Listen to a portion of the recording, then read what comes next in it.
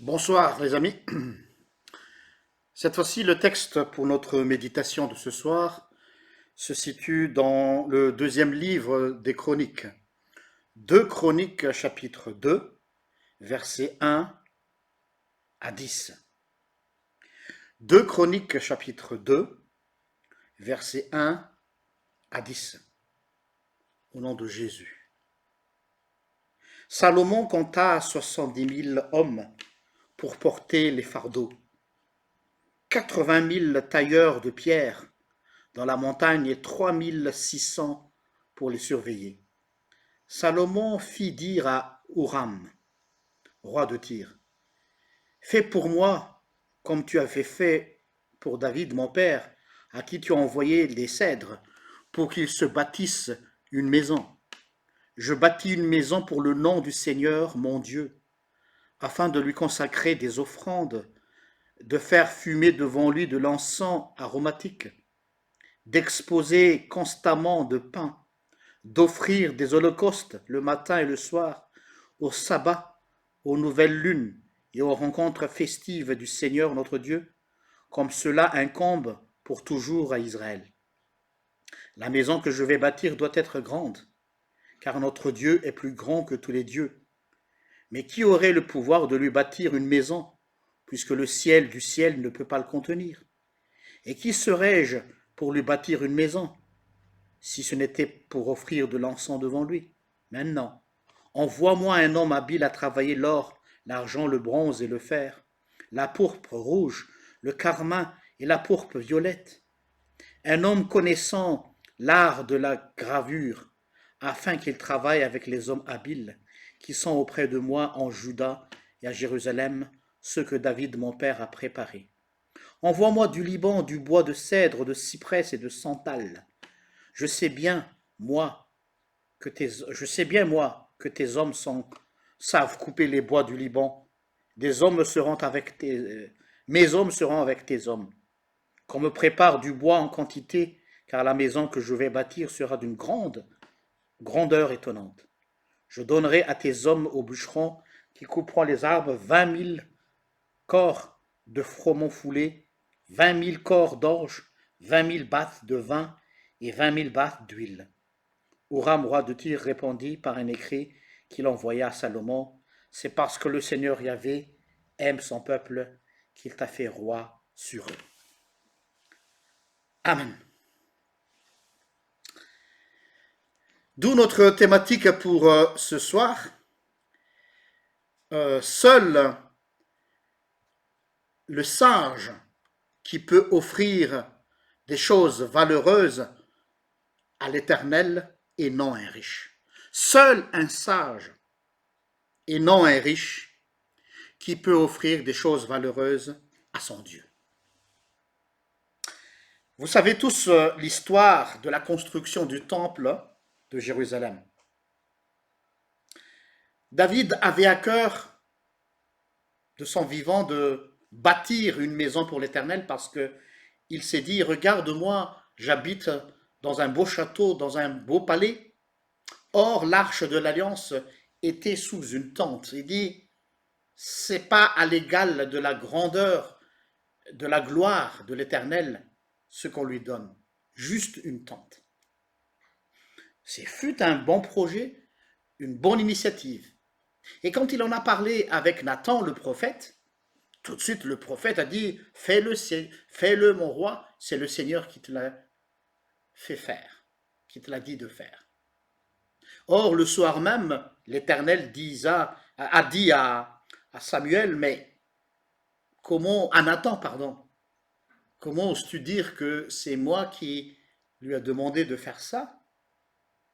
Non, c'est pas David qui va construire le temple, ce sera son fils. Parce que David a du sang dans ses mains.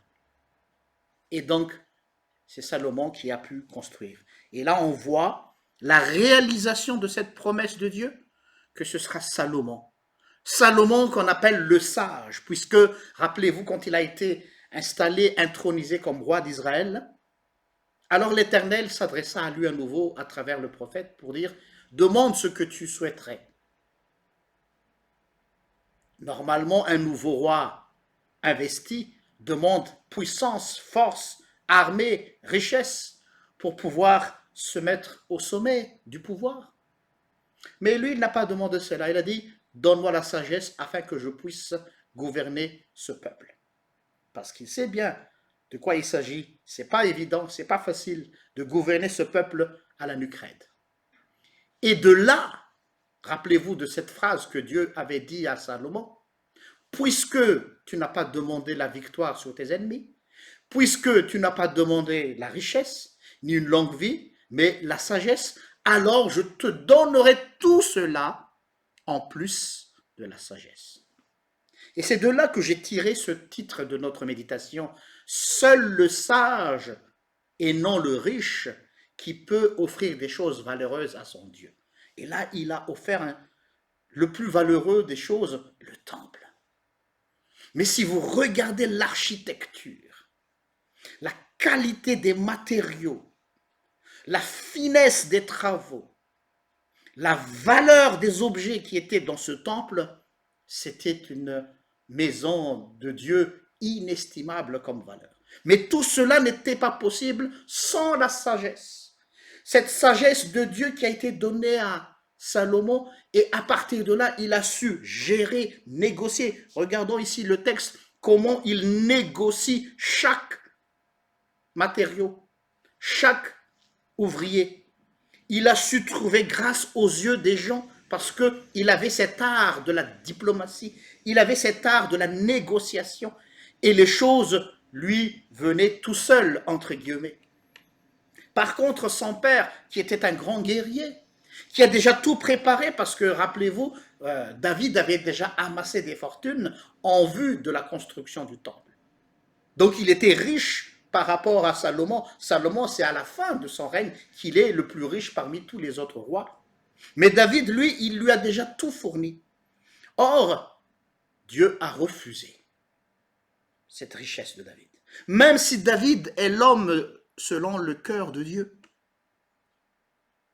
Alors, chers amis, souvent quand nous prions dans les prières d'intercession, nous nous bousculons tous à demander des choses matérielles qui n'est pas mauvais en soi. On a besoin de la nourriture, on a besoin des vêtements, on a besoin de l'argent, on a besoin des voitures. Mais ces choses-là dépendent d'une seule chose, la sagesse. Quand Dieu te donne une sagesse, cette sagesse, elle est très vaste. La sagesse que Dieu te donne te permet aussi d'acquérir certaines connaissances. Et c'est ces connaissances qui te rendent riche sur le plan matériel aussi. Donc la clé se situe dans cette sagesse. Que Dieu te donne la sagesse. Cette sagesse dans tout ce que tu vas entreprendre. La sagesse, comment tu vas gérer ta vie. C'est là le point faible de chaque individu. Or, nous voulons remplir nos faiblesses par des richesses qui ne durent jamais. Alors, ce que le texte nous conseille ce soir dans notre méditation, demande à Dieu la sagesse.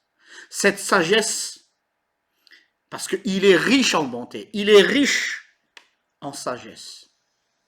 As-tu déjà demandé cela? Sois honnête, sois franc devant lui. Et tu verras, quand tu auras cette sagesse, et la sagesse, d'où vient cette sagesse? C'est la crainte de l'Éternel d'abord. Cette crainte de Dieu, ce respect que nous avons de Dieu, c'est quelque chose qu'on ne sait même pas quantifier. Si vous regardez par exemple la sagesse de Dieu, comment il a créé le ciel et la terre, mais c'est d'une valeur inestimable, l'architecture, la façon dont Dieu a géré la création. D'où vient cela? De la sagesse divine. Et savez-vous qui est le Christ selon les textes de l'Ancien Testament? C'est la sagesse personnifiée. C'est par cette sagesse que Dieu a créé le monde, disent les textes de l'Ancien Testament. Donc, demandons la sagesse. Cette sagesse de Dieu. Je ne dis pas la sagesse humaine, mais la sagesse de Dieu. Car de là découlent toutes nos richesses, toutes les bénédictions, que ce soit matériel, financier ou autre chose. Que le Seigneur te guide dans cette nouvelle démarche. Amen. Je vous invite à la prière. Seigneur, merci de nous avoir ouvert les yeux encore une fois ce soir, que parfois nous ne savons pas dans quelle direction nous devons aller. Qu'est-ce qui nous manque réellement si on fait une autopsie de notre vie? Souvent, quand on dit ce qui nous manque, ce qui nous rend fragiles, tout de suite on se regarde avec toutes les choses matérielles qui nous manquent dans la vie. C'est vrai que parfois on a du mal à arrondir les fins de mois, parfois on a du mal à joindre le debout, parfois on a des choses qui nous manquent sur le plan matériel. Mais ce n'est pas cela le problème. Le problème, c'est que nous n'avons pas la sagesse, cette sagesse qui vient de toi.